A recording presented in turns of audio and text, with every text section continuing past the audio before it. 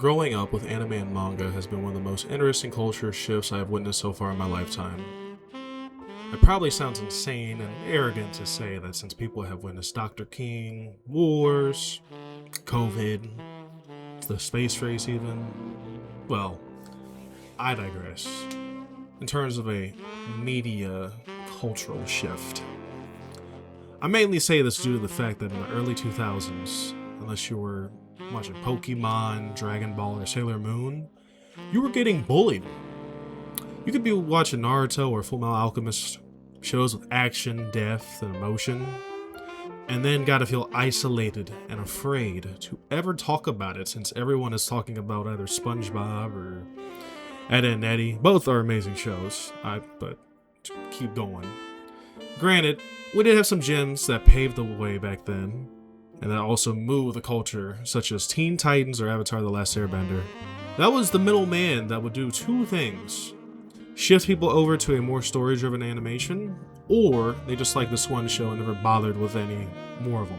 Not to say that there aren't episodic slice-of-life anime or genuine slop that ranges from very creepy or just generated material. Especially within this decade, it seems that the time I got reincarnated as an Apache helicopter is what really appeals to the masses. To speak on what my favorite anime and manga are, is usually hard to say.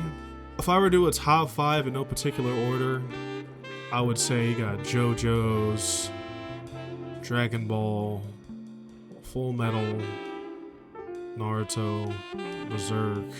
The last one's always difficult. I'd say either Vinland Saga or Mob Psycho 100. But keep pushing. I could do hour-long videos on them and be a part of the video essay community, which would be really fun and within my interests. For the meantime, I will keep it simple and far more personal for today, or at least this video. At the age of 5, I want to say, I had fallen in love with the legendary stories such as Naruto, Fooly Cooly, Inuyasha, and Full Metal, 2003. My uncle would later put me on to Dragon Ball, and that's what really sparked me venturing further into the medium. I remember during book fairs, they would have the Shonen Jump magazine, and I'd collect them every single time. I remember being completely lost as a kid since we only had Naruto and not Shippuden.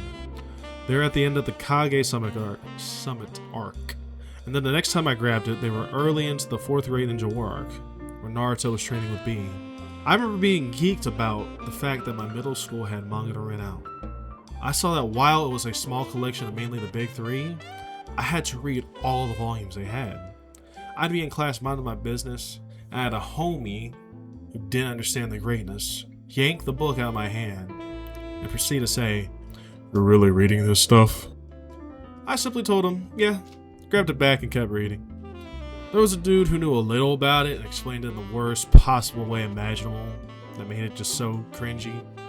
I mean, it kinda is, but I don't.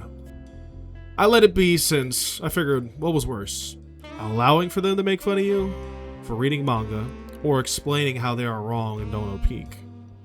Well, I picked the latter. Time passed. I got my friend group into anime. Some knew already. They were like me. That ended up to me learning and realizing that there was a range of variety. For the shows we did connect to, it was typical Naruto, Full Metal, Dragon Ball, JoJo's, Bleach, etc. But this was right before COVID too. Right before the grade shifts began. Also, apologies if my cohesion is all over the place. I say this due to the fact that I wrote this script in a way of how I would present this to people in public, and a YouTube video for an online platform versus a more of me doing a story-like interaction or exchange is not particularly the same. However, as I continue this little YouTube hobby / journey, my A to Z linear structure can hopefully be a lot more refined, or, I just get better at writing scripts, understanding structure. Back to the main point. I remember seeing Dragon Ball Super Broly with my homies in a packed theater in Kentucky, and man, still a top tier movie experience for me. And then the other movies we gotta roll out: Demon Slayer, JJK, Chainsaw Man, Bleach. Being able to see all these passionate people and also the range anime fans is always a treat. I remember bonding with strangers over tattoos, whether it was Danzo's arm, a Dragon Ball, a My Hero tattoo, or even a Brand of Sacrifice tattoo. It's a shame that these tattoos can get bad reps, though I will admit that I do have a couple, and they're both mainly for memoriam. I do have a Brand of Sacrifice tattoo on my neck, due to the fact that Miura Sensei did genuinely help me throughout high school at my lowest points. I am not one of those TikTok LARPers or the gym bros that don't read it. Although, I think it's a shame today, especially, of something I would like to tackle and talk about, is that you can't really enjoy. There used to be haters, right? And now we have posers, LARPers. But I feel like you genuinely can't enjoy anything anymore without the sense of. It's so weird to say, it's just that you can't really be a fan of anything without there being some form of backlash, I feel like, is what I'm trying to get at. And we're always used to haters for everything, but I feel like today especially it's just a whole new level of fan bases being very toxic or aggressive to others. But they do say, the best way to enjoy something is from your own interpretation and your own point of view. So, really relying on the general population to influence how you watch or engage with something. It is hard. There's been a few times in certain fandoms that it was a little rough to just not engage, but without railing off too much. My biggest point is that what really brings a smile on my face, seeing how anime and manga can be a seamless topic you can talk about with anyone now, is a really awesome thing. I've met many people that I would have never thought to watch or read that kind of medium, and even had an hour-long conversation with a college professor of mine. I put people on Peak, or they put me on to Peak as well.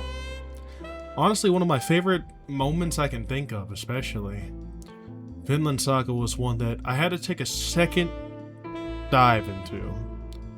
I didn't really fully appreciate what its first season was when it first came out, and then I gave it another chance after a friend of mine recommended it to me, and that is generally one of my favorites.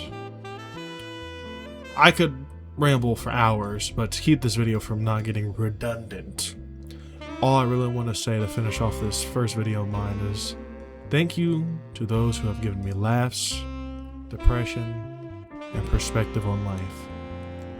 Even if it's just a drawing, that stuff came from the heart and had passion all over it.